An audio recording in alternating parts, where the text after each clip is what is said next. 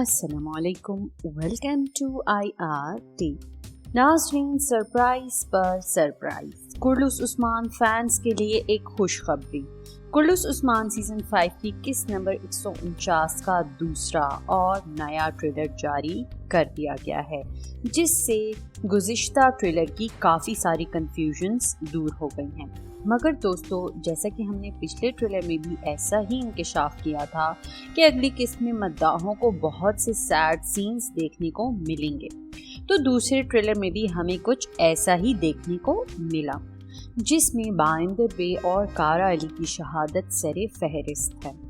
دوستو، ٹریلر میں ہم نے دیکھا کہ رومی جلاد عمران ٹیگن عثمان بے کے محل میں داخل ہوتا ہے اور کہتا ہے کہ عثمان بے، میں آپ کو بتانے آیا ہوں کہ جب تک ہم میں سے کوئی ایک نہیں مرے گا تب تک ہم نہیں رکیں گے، مگر میں جنگ کا اعلان کرتا ہوں، اسی لیے میں بائندر بے کو آپ کے حوالے کرنے آیا ہوں۔ تو ناظرین، یہاں یہ بازنطینی کھلی جنگ کا اعلان کر رہے ہیں اور عثمان صاحب کے اہم سپاہیوں کو شہید کر کے عثمان صاحب کو کمزور کرنے آتا ہے۔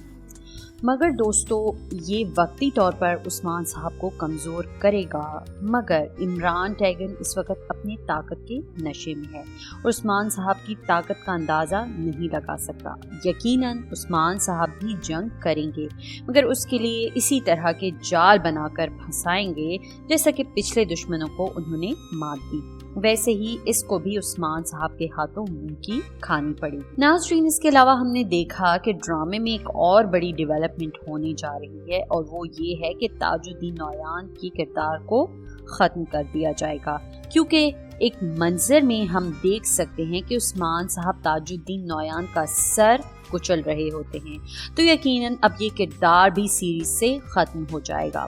ناظرین، سوچنے کی بات یہ ہے کہ تاج الدین نویان نے اب تک عثمان صاحب کو کوئی نقصان نہیں پہنچایا، نہ ہی کوئی جاسوسی کی، اور یہ کردار ابھی گزشتہ قسط میں ہی آیا ہے، تو پھر عثمان صاحب اس کو کیوں ختم کر رہے ہیں؟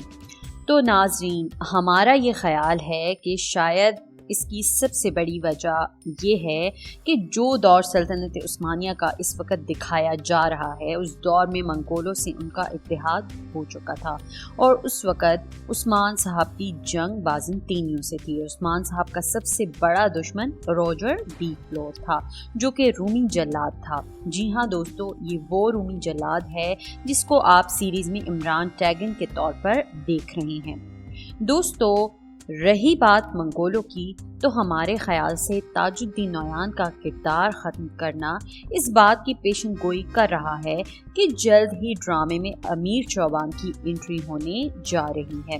تو ناظرین، آج تک کے لیے اتنا ہی۔ انشاءاللہ ایک نئے ٹریلر کے ساتھ، ایک نئی قسط کے ریویو کے ساتھ دوبارہ حاضر ہوں گے۔ تب تک کے لیے اپنا بہت سارا خیال رکھیے گا۔ اللہ حافظ۔